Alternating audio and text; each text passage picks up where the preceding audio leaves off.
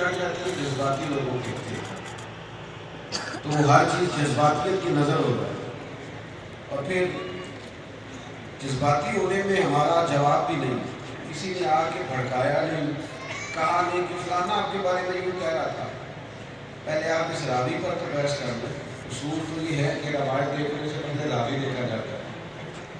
آپ پہلے راوی تو دیکھ لیں کہ بندہ کیسا ہے، یا آپ کو چڑھا رہا ہے، اور جو کچھ اس نے یہاں کیا ہے یہ پتہ نہیں وہاں جا کے آپ کے بارے میں کیا رائے ہے۔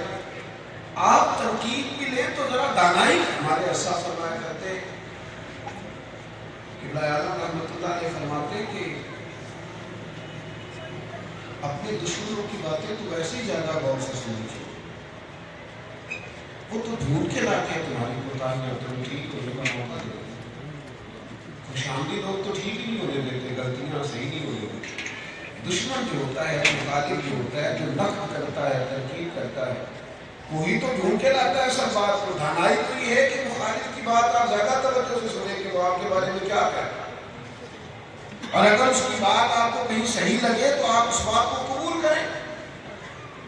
یاد رکھیے گا، دانائی سے، تدبر سے گفتگو۔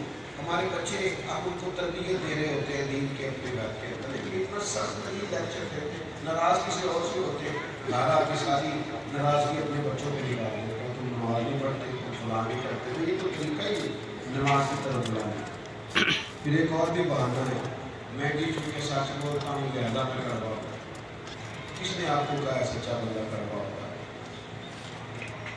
دنیا کا سب سے بہترین سچ یہ ہے، سب سے بڑا، کہ اللہ وحدہ لا شریک ہے، یہی ہے نا دنیا کا سب سے بڑا سچ۔ لیکن اللہ نے تو کہا یہ سچ بھی حکمت سے بولو، ادعو الی سبیل ربک بالحکمہ، کسی کو اللہ کی طرف بلاؤ تو حکمت کے ساتھ بلاؤ، دانائی کے ساتھ۔ یہ سب سے بڑا سچ ہے کہ اللہ وحدہ لا شریک ہے، لیکن کسی کو رب کی جانب بھی بلانا تو حکمت ہے، یہ سب سے بڑا سچ ہے، پر اس کو بھی ذرا دانائی سے۔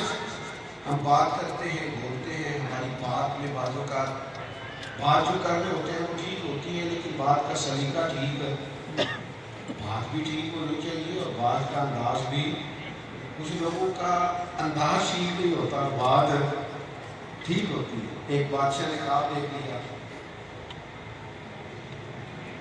کہ میرے سارے دانت ٹوٹ گئے، اس نے تعبیر کرنے والا بنا،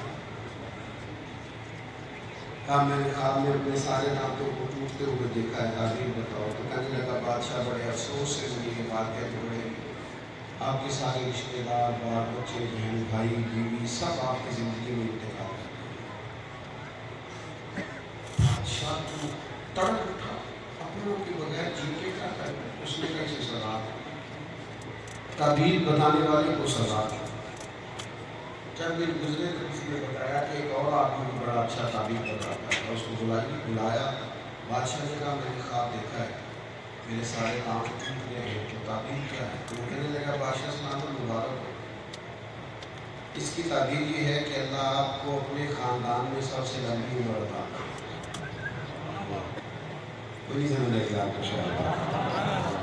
اللہ آپ کو سب سے لمبی عمر دے گا۔ تو بادشاہ نے بلایا، کہا اسے انعام دو، اسے تحائف دو، کیا خوبصورت بات کی ہے۔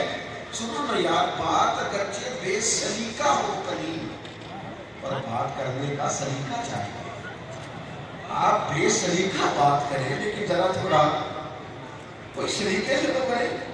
اس نے کہا کہ آپ مجھے بتائیے، دونوں نے تعبیر ایک نہیں بتائی، تعبیر دونوں نے ایک ہی بتائی ہے، لیکن پہلے والے کا انداز ٹھیک نہیں، اور دوسرے والے کا۔ نبی پاک صلی اللہ علیہ وسلم جب بھی کسی جگہ پہ قافلہ روانہ کرتے نا جہاد کے لیے یا تبلیغ کے لیے، تو دو باتیں ضرور تبلیغ کرنی۔ ایک حضور فرماتے وہاں جاؤ نا تو لوگوں کو خوشخبری دینا، مایوس نہ کرنا۔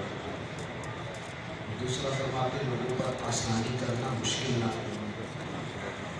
ہمارے یہاں یہ مسئلہ ہے کہ ہم اگر ایک طرف نکلتے ہیں نا، کسی ایک عنوان کی طرف، تو سخت ہو جاتا ہے۔ دانائی، صبر، تحمل، بردباری، وفاداری، ان چیزوں سے ہم صحیح طریقے سے فیض یاب نہیں ہوتے۔ آپ بڑی دانائی سے چیزوں کو لے ٹھنڈے طریقے سے، اگر آپ کو آپ کے خالد کی طرف سے بھی پیغام میرے والد صاحب کہیں لڑائی ہو جاتی ہے نا، جھگڑا، تو آپ کو بلایا جاتا صلح کے لیے، تو کہتے جھگڑا ہوا ذرا بات سن جائے، توبہ نہیں کرتے، تھوڑا انتظار کرو، پرسوں کرتے۔ ایک دن میں نے کہا کہ لڑائی آپ نے کیا پرسوں بیٹھنے کا بھی کہہ دیتے ہیں، بیٹا اس لیے کہ ایک ساتھ میں گھر میں شکل ہو جانا، پرسوں کا ذرا ٹھنڈے ہو جائے گا تھوڑا سا نا۔ اب جو باتیں ہوں گی وہ ساری جذباتی ہوگی، ان میں شدت ہوگی، اور جب وقت گزرے گا تو سب کو احساس ہوگا کہ یار یہ میرا انداز ٹھیک نہیں ہے، یہاں میں بھی غلط ہوں۔ تو بھائی تھوڑی دانائی سے ہم اپنے بچوں کی اصلاح کرتے ہیں، تربیت کرتے ہیں، لیکن یہ بچہ زیادہ پیارا ہو جاتا ہے، لیکن دوسروں کو مقابلے پہ کھڑا کر دینا اور دوسرے بچے میں عدل نہ کرنا۔ یا رسول اللہ صلی اللہ تعالیٰ علیہ وسلم، میں نے اپنے بیٹے کو گھوڑا خرید کے دیا ہے، آپ کو گواہ بنانے آیا ہوں، تو نبی کریم نے فرمایا دوسرے کو بھی خرید کے دیا ہے، حضور نے اسی کو دیا تو فرمایا کہ اللہ سے ڈر اور اپنی اور آپ میں انصاف کر۔ ہمیں تو کہا گیا ہے کہ ایک کا رخسار چھونا تو دوسرے کا بھی چھو۔